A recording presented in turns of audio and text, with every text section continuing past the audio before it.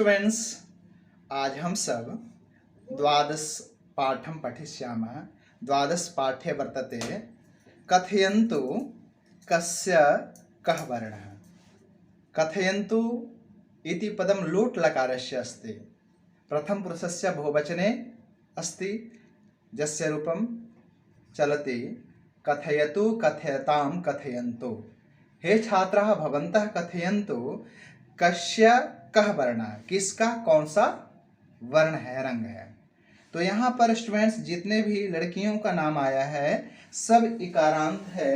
जैसे श्रुति है, श्रुति है, स्मृति है, ये सारे नाम है जिसका संबोधन में स्मृति का या श्रुति है, श्रुति का संबोधन हो जाता है श्रुते।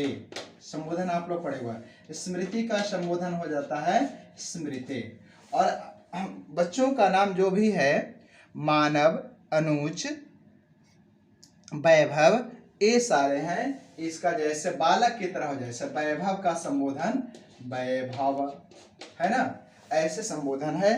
तो संबोधन यानी शिक्षक उनसे प्रश्न करते हैं। तो पहला प्रश्न है, अध्यापकः प्रश्नं करोति, श्रुते भवती कम पश्यति।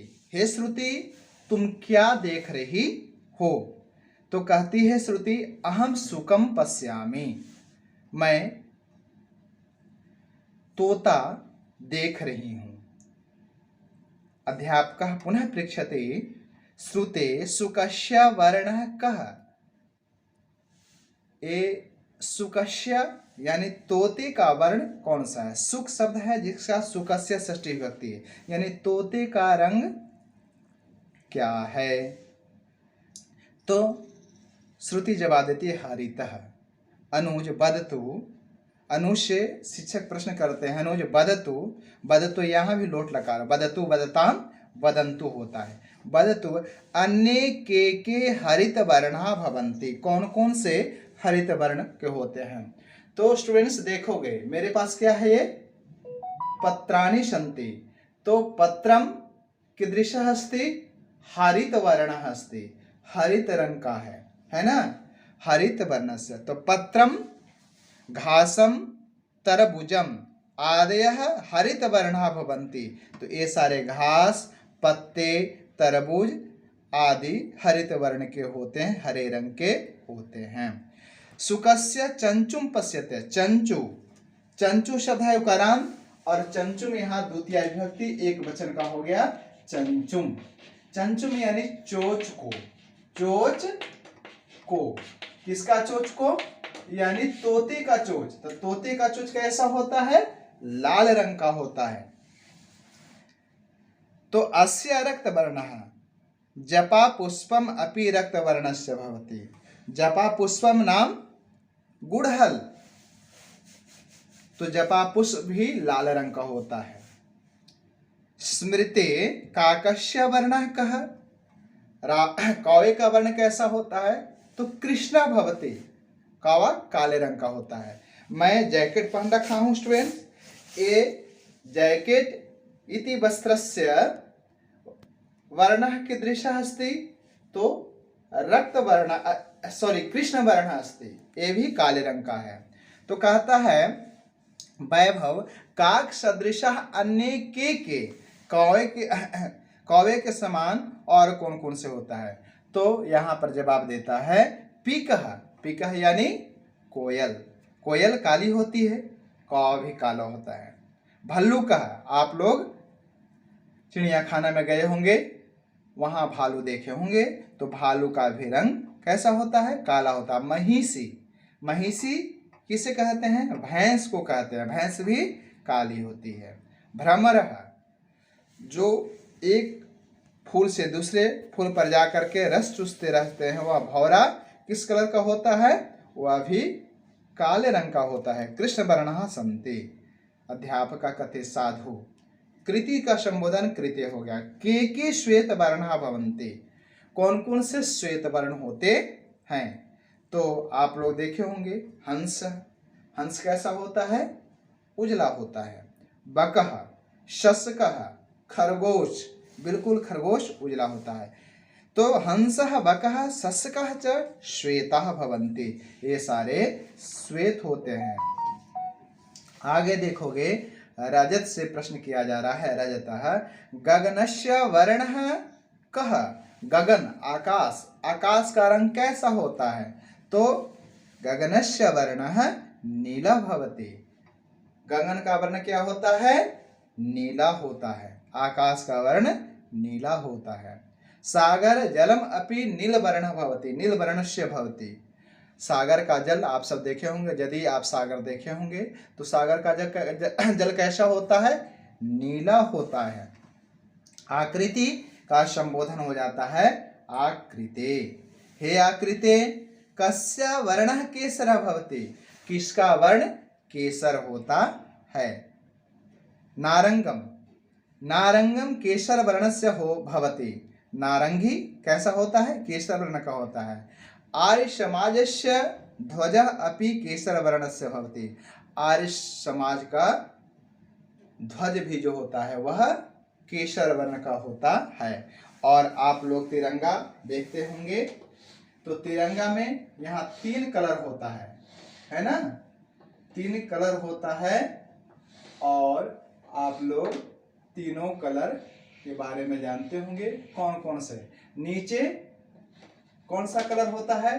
हरिता भवति, ऊपरी केसरः भवति, और मध्य में श्वेता भवति, है ना? ये सारे कलर होते हैं। ये आपका आगे कहता है चमेली पुष्पस्य वर्णः कीदृशः भवति, चमेली फूल का वर्ण कैसा होता है? अस्य पीत वर्णः, पीला रंग का होता है। करवीरम, ये जो मेरे पास पत्ता है, ये जो टहनी है वह किसका है? करवीर का है। करवीर यानी कनेल, कनेल कहते हैं, और इसका फूल पीला होता है और भगवान भोलेनाथ पर चढ़ाया जाता है ना? तो करवीरम, इसका फूल पीत वर्णस्य भवति। पाटिल पुष्पस्य कः वर्णः, पाटिल यानी गुलाब होता है, तो पाटिल पुष्पस्य वर्णः पाटिला भवति, पाटिल होता है। और हमारा पटना का एक नाम पाटलिपुत्र भी है ना? पाटिल पुष्पस्य वर्णः पाटिला भवति, तो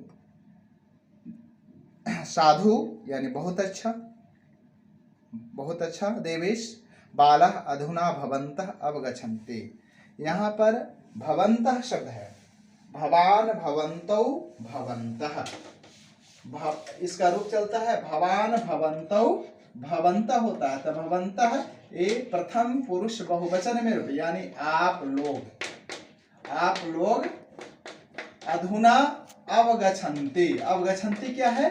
क्रियापद है ना? गच्छति गच्छता गच्छन्ति तो सब समझते हो, लेकिन यहाँ पर अब उपसर्ग लगा हुआ है, और उपसर्ग लगने के बाद क्रियापद का अर्थ परिवर्तित हो जाता है। गच्छन्ति जाते हैं, अवगच्छन्ति समझते हैं। अब आप सब समझ रहे हैं किसका कौन सा रंग होता है। तो इस प्रकार स्टूडेंट्स आप इस चैप्टर में मुख रंगों के बारे में आप लोग जाने।